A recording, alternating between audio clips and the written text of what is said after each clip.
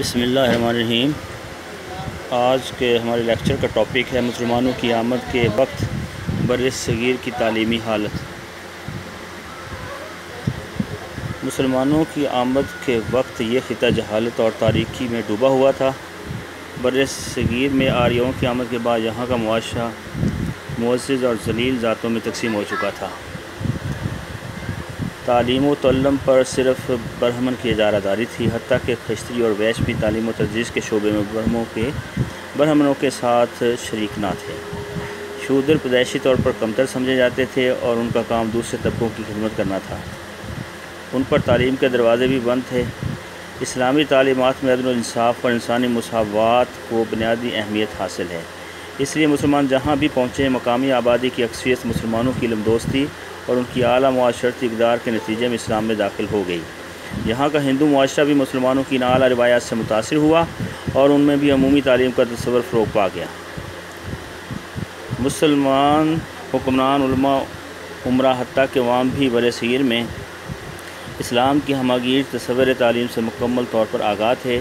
مسلمان حکمران عموماً خود بڑے عالم اور فاضل تھے۔ علاؤالدین خلجی اور اکبر جیسے حکمران جو خود عالم نہ تھے، وہ بھی تعلیم کے فروغ میں بہت فراغ دل تھے۔ انہوں نے بھی تعلیم کی اشاعت کے لیے مسجدیں اور مدارس تعمیر کروائے، اساتذہ اور طلباء کے لیے وظائف مقرر کیے اور ممکن حد تک تعلیمی سہولتیں مہیا کی، جس سے بر صغیر میں تعلیم عام ہو گئی۔ اب ہم دیکھتے ہیں کہ بر صغیر میں مسلمانوں نے جو نظام تعلیم متعارف کروایا، ان کی نمایاں خصوصیات کیا تھیں، ان کے نمایاں پہلو کیا تھے۔ تو بر صغیر میں جب مسلمان جہاں پہ آئے اور انہوں نے اپنی حکومت قائم کی، تو اپنے دور حکومت میں اشاعت تعلیم کے لیے جو اقدامات انہوں نے کیے، ان کے انمٹ نقوش یہاں کی سیاسی، سماجی اور معاشرتی زندگی پر ثبت ہیں۔ مسلمانوں کے ہاں جاہل اور ان پڑھ ہونا بہت بری بات تھی۔ بڑی بڑی بستیوں اور قصبوں میں تعلیم کے فروغ کے لیے کئی مدرسے ہوتے تھے، جہاں دینی تعلیم اور علوم جیسے قرآن مجید، حدیث اور فقہ کے علاوہ شاعری، صرف و نحو اور تاریخ، جغرافیہ وغیرہ کی تعلیم بھی دی جاتی تھی۔ مسلمان حکمرانوں کی علمی سرپرستی کا سلسلہ انگریزوں کے اقتدار پر قابض ہونے تک قائم رہا۔ انگریزوں نے ہندوستان پر قبضے کے بعد مسلمانوں کے نظام میں تعلیم کو بہت زیادہ نقصان پہنچایا۔ مقاصد تعلیم اب دیکھتے ہیں کہ اس وقت کے دور حکومت میں مسلمانوں نے تعلیم کے لیے کیا مقاصد متعین کیے تھے۔ تو مقاصد تعلیم کو نظام تعلیم میں بنیادی حیثیت حاصل ہے۔ اسلام کی نظر میں تعلیم و تعلم کا اصل مقصد رضا الہی اور اخلاق حسنہ کی تکمیل ہے اور علم کی روشنی سے جہالت کے اندھیرے کو دور کرنا ہے۔ بر صغیر کے مسلمان حکمرانوں اور علماء کرام کی اشاعت تعلیم میں دلچسپی کا جائزہ لیتے ہوئے ہم ایک طرف ہمایوں جیسے بادشاہ اور فتح اللہ شیرازی جیسے وزیر کو تعلیم و تدریس میں مشغول پاتے ہیں، تو دوسری طرف ہزاروں علماء مشائخ کو اپنے دوسرے مشاغل کے ساتھ ساتھ اس فرض کی ادائیگی کرتے ہوئے بھی دیکھتے ہیں۔ ان لوگوں کے نزدیک تعلیم کے مقاصد درج ذیل تھے: رضا الہی کا حصول۔ تو رضا الہی مسلمانوں کی زندگی کا اصل مقصد ہے۔ نبی اکرم صلی اللہ علیہ وسلم کا ارشاد ہے کہ جس نے اس علم جس سے اللہ کی خوشنودی حاصل کی جا سکتی ہے، اس لیے حاصل کیا کہ اس سے اپنی کوئی دنیوی غرض حاصل کرے، تو قیامت کے دن جنت کی خوشبو بھی نہیں پائے گا۔ برصغیر پاک کو ہند میں ان لوگوں کے علاوہ جنہوں نے تعلیم کو بطور پیشہ اختیار کیا، بے شمار لوگ ایسے تھے جن کی معاشی مشغولیتیں اور تھیں، لیکن مذکورہ بالا حدیث کے مطابق جو کچھ انہوں نے سیکھا محض رضا الہی کے لیے دوسروں کو سکھانے کی کوشش کی۔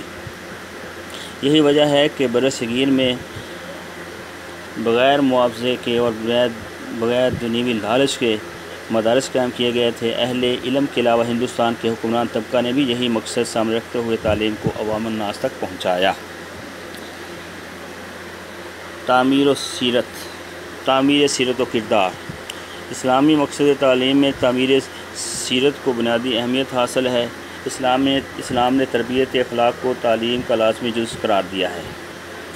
متوازن نشوونما۔ تعلیم کسی ایک انسانی پہلو کی نشوونما کا عمل نہیں، بلکہ اس کے ذریعے انسانی زندگی کے تمام پہلوؤں کی متوازن نشوونما کی جاتی ہے، جو ہم روزمرہ کے کاموں میں استعمال کرتے ہیں۔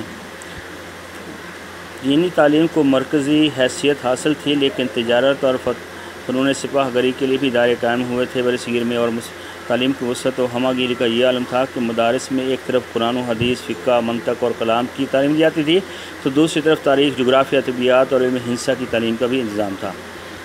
معاشی خود کفالت۔ اسلامی نظام تعلیم میں اس بات کو اہمیت حاصل رہی ہے کہ طلبہ فارغ التحصیل ہونے کے بعد اپنی روزی بھی کما سکیں۔ برِ صغیر کے نظام تعلیم میں ایسے فنون بھی شامل تھے جو طالب علم کی خود کفالت کے ذمہ ضامن سمجھے جاتے تھے، مثلا خطاطی، کتابت، جلد سازی وغیرہ۔ منصب خلافت۔